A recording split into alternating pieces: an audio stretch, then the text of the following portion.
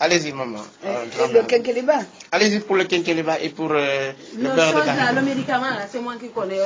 C'est elle qui connaît le nom en sénégalais. Mais aussi bien, je peux machiner. C'est-à-dire le quinqueliba est une plante sublime. C'est un aspirateur de toxines. Mais les Africains ne savent pas comment utiliser le quinqueliba. On ne doit pas faire bouillir le quinqueliba longtemps dans l'eau chaude. Alors pour avoir des résultats sublimes, il faut prendre les feuilles de quinqueliba, les enlever, les rincer, les mettre dans une marmite par terre. Ensuite prendre une deuxième marmite, bouillir l'eau, faire bouillir l'eau.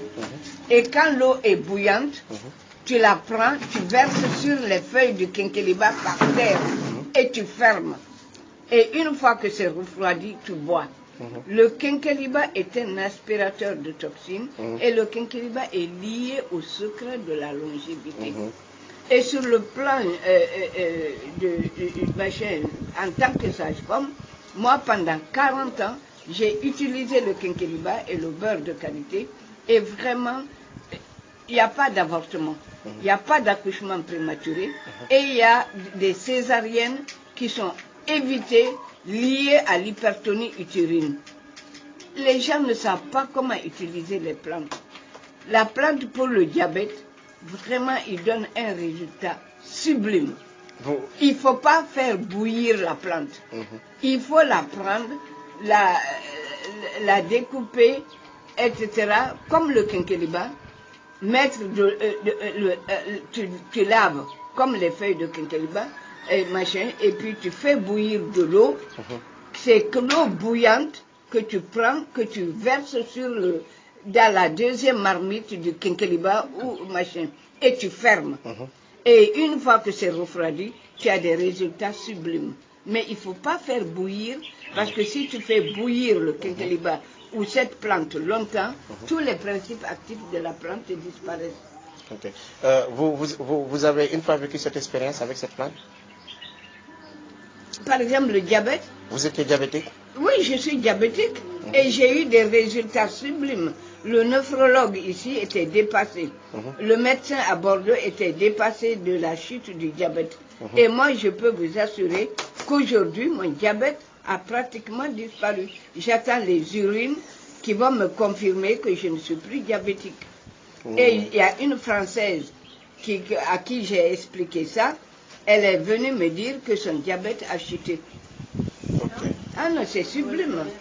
Mais voilà, c'est parce que les gens ne savent pas utiliser les plantes. Et pour le beurre de karité? Alors, le beurre de karité est à la peau ce que le lait maternel est à l'enfant. Un enfant à qui on donne, on utilise, on badigeonne le premier jour de la naissance, on met ça à l'enfant, jusqu'à l'âge de 10 ans, 15 ans, c'est le seul enfant qui n'ira pas à l'hôpital. Le quinqueliba est lié, le beurre de karité est un secret du Coran. C'est dans le Coran. C'est une plante bénie par Dieu.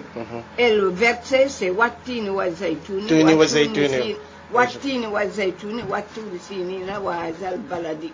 Le beurre de karité est à la peau ce que le lait maternel est à l'enfant. Le beurre de karité est lié au secret de la longévité. C'est sublime. C'est sublime. Mais les gens ne savent pas. Vous avez quel âge? Et moi, si tu veux, physiquement aujourd'hui, je suis née, normalement, je dois avoir 81 ans. Voilà, 81 ans. Mais physiquement, aujourd'hui, j'ai 20 ans, grâce à cette plante et au quinqueliba et au beurre de karité. Et à la gendarme qui est là. Et à ma mère gendarme. Et à la mère gendarme. Merci maman. Voilà. Merci. Voilà. Je vais partager ça avec tout le monde. Je vais mettre ça sur Internet parce que je suis informaticien. Je vais mettre ça pour aider d'autres personnes qui souffrent du diabète Je vais distribuer ça dans les réseaux sociaux. Ah, Je l'ai fait pour mon ami, parce que c'est un grand ami, mais aussi je l'ai fait pour tant d'autres qui souffrent, sans savoir les secrets du quinquelibre et celle du beurre de karité. Voilà. Nous allons partager avec vous. Avancer. Ouais. Tu feras avancer les gens. Voilà. Il y a des gens qui ont fait confiance à la science, que la science n'a rien donné. Nous, ouais, elles se connaissent, hein, elles se connaissent. Nous, aujourd'hui, on a une mamie de 81 ans et qui nous parle des secrets de la nature. Ah non, Mais moi, j'en en doute pas du tout. Hein. Ouais, je sais, mais de toute façon... Les herbes sont formidables. Ça va, attends la science, tu vas parler après. Oui. Ah non, les gens ne connaissent pas les arbres. Les arbres sont en avance sur les êtres humains. Bien sûr. Les arbres parlent. Ils prient plus que nous. Les arbres ont des pouvoirs que les êtres humains n'ont pas.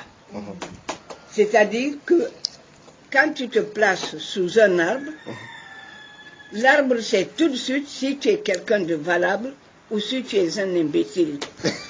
Alors si tu es un imbécile, que tu cueilles une feuille, une branche, n'importe quelle, pour soigner, la plante transforme les principes actifs, tu n'auras pas de résultat. Et si tu es quelqu'un de valable, la plante fera tout pour que le malade guérisse. Parce que les plantes ont quelque chose que les êtres humains n'ont pas. Tous les matins, les plantes remercient Dieu d'avoir créé la terre. Les plantes remercient Dieu d'avoir créé l'eau. Les plantes remercient Dieu d'avoir créé le soleil. Ils remercient Dieu d'avoir créé tous les éléments qui leur permettent de s'épanouir. Est-ce que les êtres humains sont reconnaissants? Non. Les égarés de la planète, c'est ceux qui détruisent les autres. Alors on est les perdants. Merci. Attends, prends-nous en photo.